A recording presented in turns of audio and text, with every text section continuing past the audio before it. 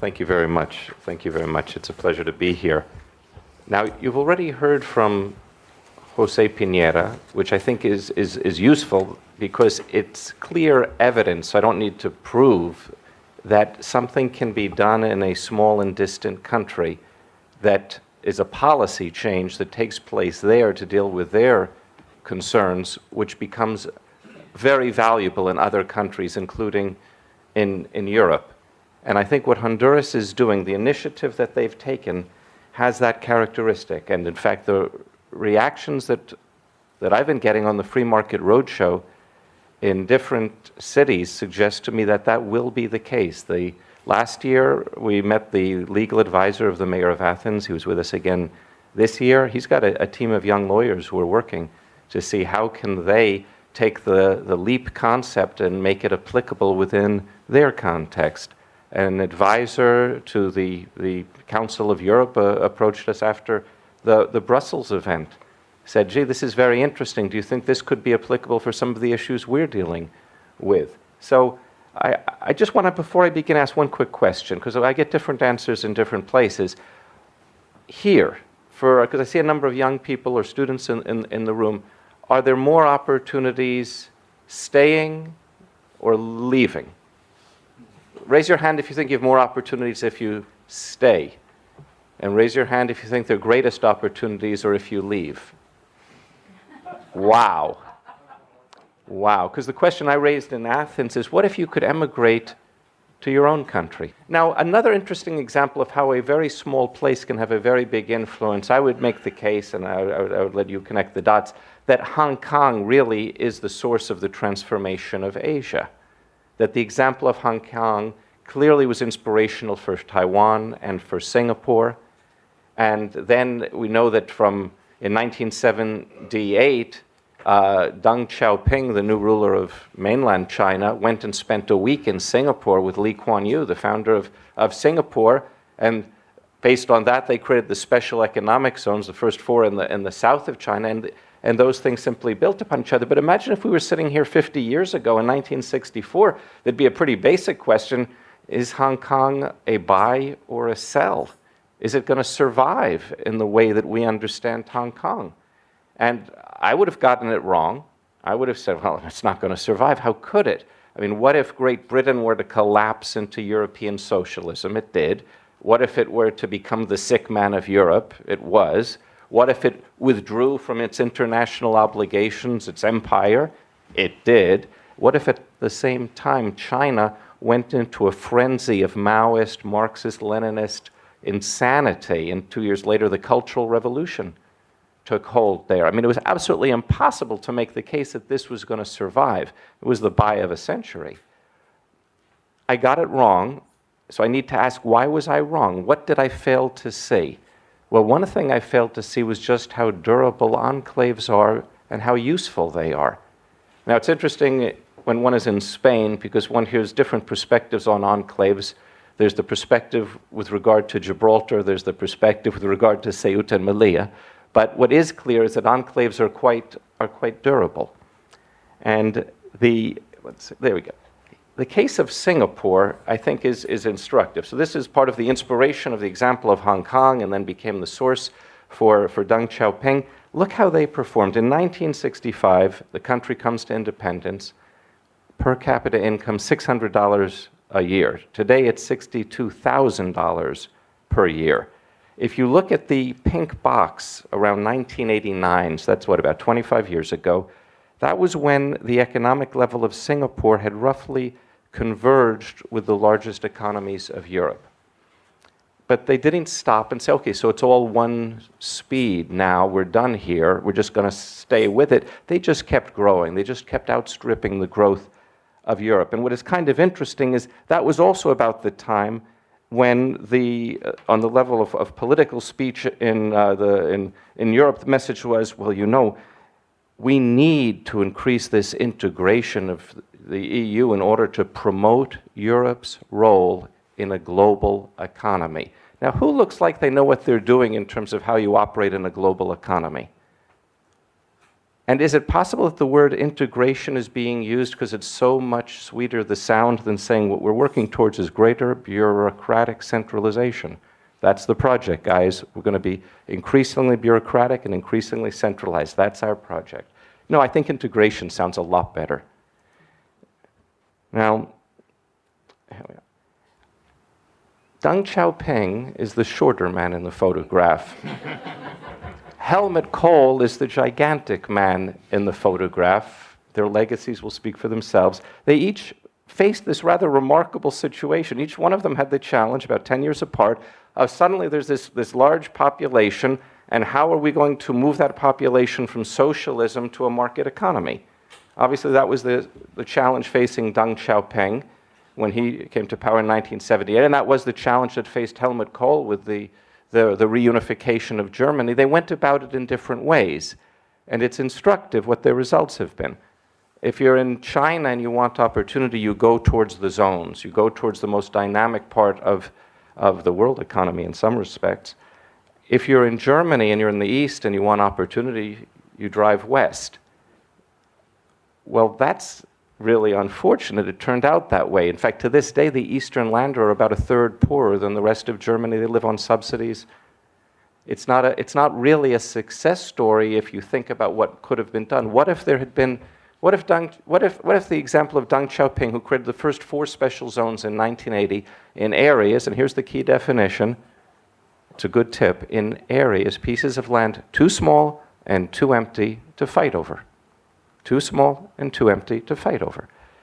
What if Helmut Kohl had said, I think what I would like to do is have the most dynamic space in the world economy be in Germany, and I have an opportunity, because everything's in play right now, that it can be in the Eastern Länder. Because it's kind of hard to say I'm going to be changing the rules of the game in Frankfurt.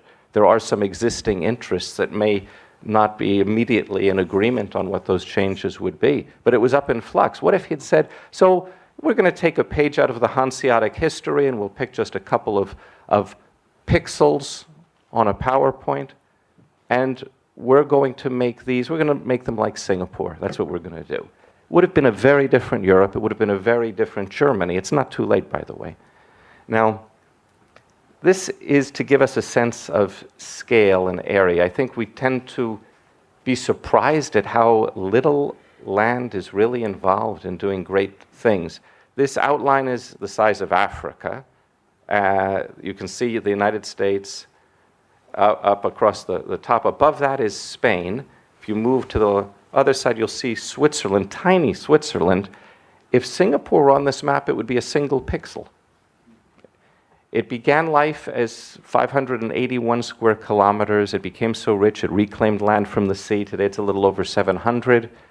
As a point of reference, the city limits of Paris is 100 square kilometers. That's where 2 million people live rather well. You don't feel like you're in a sardine can. It's all right. Hong Kong is 10 times bigger than Paris. It's where 5 million people live, so they have a lot of space there. And with per capita incomes higher than the average in Europe, about $50,000 a year. Now, if Honduras were to take 1% of its land, that would be one Hong Kong. Interestingly, if Greece were to take 1% of its land, that would be also a little bit bigger than Hong Kong. In fact, the entire population of Greece, or at least that fraction of the population which has an interest in opportunity, could be more than comfortable in just 1% of the country. Now, the reason this is relevant is, why do we insist on the idea that there must be unitary territorial solutions and there must be a political confrontation around the idea that we have to convince people we're right so that we can become 51%, because then we can impose our ideas on the other 49%. The reason that Deng Xiaoping could do what he did, the reason Honduras could do what it just did, is it let go of that idea. I mean, imagine if Deng Xiaoping had said, in essence, what 10 years later Helmut Kohl would do, which is, we're going to change things on top of this pre-existing territory and population, 100%. So Deng Xiaoping appears before you, the members of the Central Committee of the Chinese Communist Party. It's the year 1980, and he says, I wish to inform you that socialism is being declared a failure and that at noon tomorrow you must give up control of whatever aspect of the economy you are in charge of? Conflict? How would that have worked out? At a minimum, he gets pushed out of power. Quite likely, he gets pushed out of a helicopter. He would be gone so fast, none of us would know his name here today. He didn't do that. Instead, he essentially said, listen, all of you, just keep doing what you're doing. If it's working for you, stay with it. I'm just going to go over to this remote fishing village far from the power and what they understood as assets, in an economic sense, around Beijing, and created the first 4 tiny zones which would exist on an opt-in basis. Gee, what a astonishing idea. The most important thing to understand about Deng Xiaoping is it's not simply that he had different economic ideas than Mao Zedong. We need to distinguish between a destination and the vehicle for getting there. As we can say today, okay, we will go to Madrid, that's a destination, and we will go by car or by train or by plane. Those are different forms of getting there. Now, it's not simply that Deng Xiaoping had a different destination than Mao, a market economy, Deng Xiaoping, a socialist economy, Mao. They also had different mechanisms for getting there. It's perfectly easy to visualize a Deng Xiaoping who said, I want to use the same mechanism that Mao used. I have the power, I'm going to use it.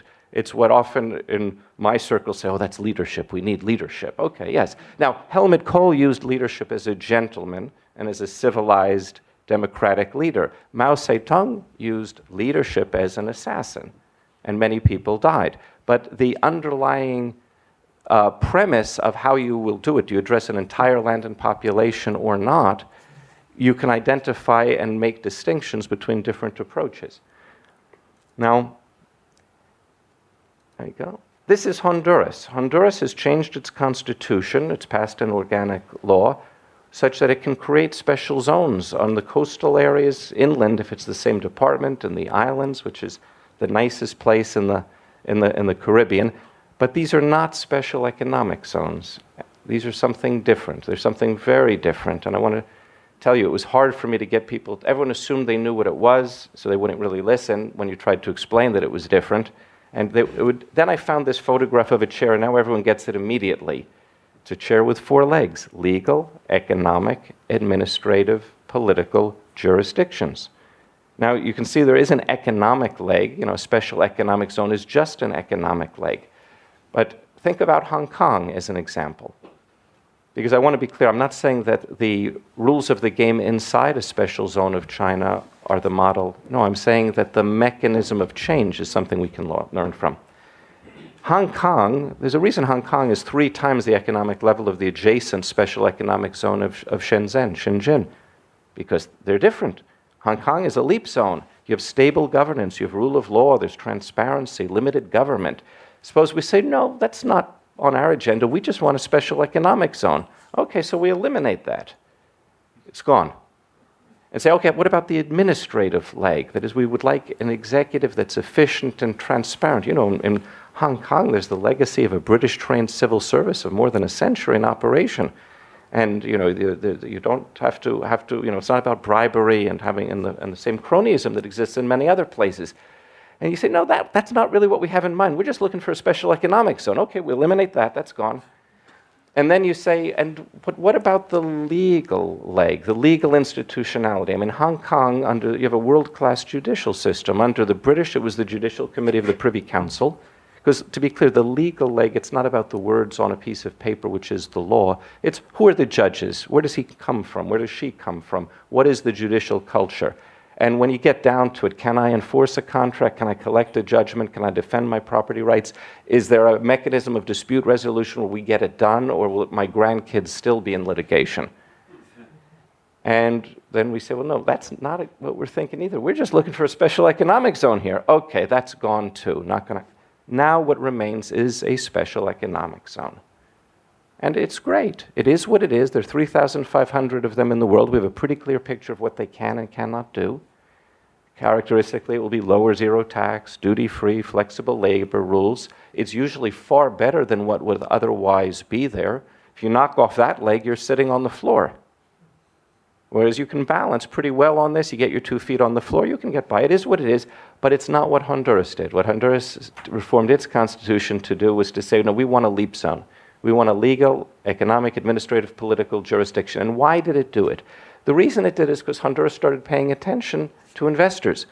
Typically, what happens, the conversation with an investor is the equivalent of the person who checks into a hotel on an important business trip, and it's hot as can be, and they have to sleep well and get up early for a very important meeting, and the air conditioning is not working in their room. So they call the reception, say, my air conditioning is not working, I'm not going to be able to sleep. And the hotel reception says, oh, we're very sorry about that, we'll cut in half your rate. And you say, no, what I want is air conditioning. And they say, okay, the room is free tonight. And you say, well, I have the money, I can pay for the room. What I need is air conditioning. And they say, well, look, okay, so the room is free, plus we'll give you 20 euros. Because there are places whose big idea for promoting investment is they'll pay you if you'll please come and invest. They give you a subsidy. Will you please put your factory here and give us a few jobs and we'll pay you. We'll give you money if you come. And you say, well, really, all I'm looking for is air conditioning. So if you have a country with all of the issues associated with Honduras from the point of view of an international investor, and the best the country can come up with when the investor is saying, listen, I'm concerned about the physical safety of my executives. I'm concerned about the political stability. I'm concerned about issues of transparency, and I'm concerned about judicial institutionalities. And you say, hey, listen, it's tax-free. It's tax-free. It's very clear you're not paying attention if that's your answer. It would be the equivalent. Imagine a world where the only way restaurants compete among themselves is on price. So Barbara calls me up and says, Mark, you must come to Vienna immediately. There's a restaurant. The food is free. Free. So, okay, we go.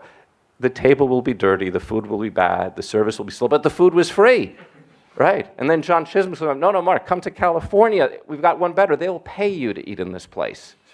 Oh my God, food poisoning is what you expect there. Then a genius appears with an entirely new idea. Says, wait a minute, what if we created a restaurant where the food is so delicious and the service is so agreeable and efficient and the ambiance is so lovely that people will willingly pay to have dinner there? Okay, so that's a new idea, but it's not a new idea in terms of investment promotion. It already exists. It's got names like Canada, the United States, Switzerland, Singapore, where companies actually pay taxes. It's not that they love paying taxes, but they have things in their proportion. They know what actually matters. That's why a country like Macedonia, where we were last year with the roadshow, can say, listen, we've got a great plan. We're going to eliminate taxes on business, so we'll go to Switzerland, and it's an easy decision for them.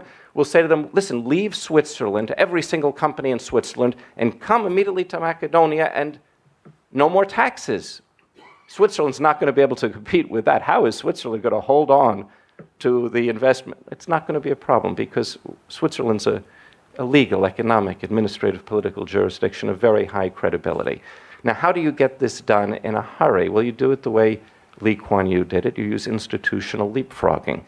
So when he took Singapore to independence, he said, I need to offer a world-class judicial system. So he used the Judicial Committee of the Privy Council in London for 20 years. When the Emir of Dubai around 2006, wanted to create an international financial center, he used institutional leapfrogging, not through outsourcing, but through insourcing. Where had he seen that? Well, it was what used in 1997 when Hong Kong is handed over from the British to the Chinese. They weren't going to incorporate Hong Kong into the Chinese judiciary, so they created a special bench, and at the appellate level in Hong Kong to this day, you have judges from other countries. You have judges from Australia. You have judges from New Zealand. You can go onto the website of the Hong Kong judiciary and you'll find these exquisite names of these members of the House of Lords, the 3rd Earl of Buckingham, and it's lovely. And wow, you don't have that in Shenzhen. Maybe there's a reason why Hong Kong is 3 times richer than Shenzhen.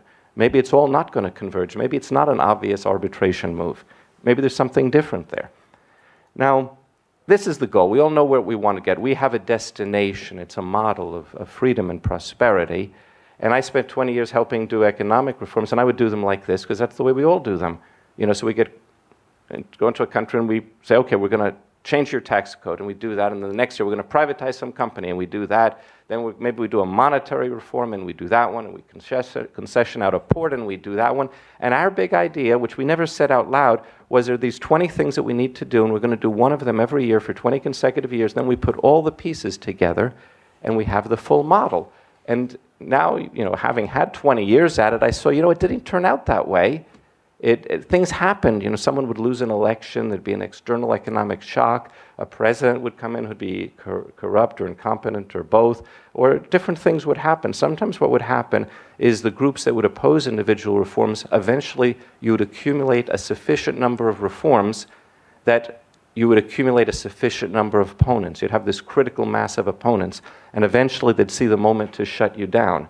It's the same thing that happens with Hollywood marriages. Once you get to the 7th divorce, the alimony payments make the whole model unsustainable. You've accumulated too many ex-wives.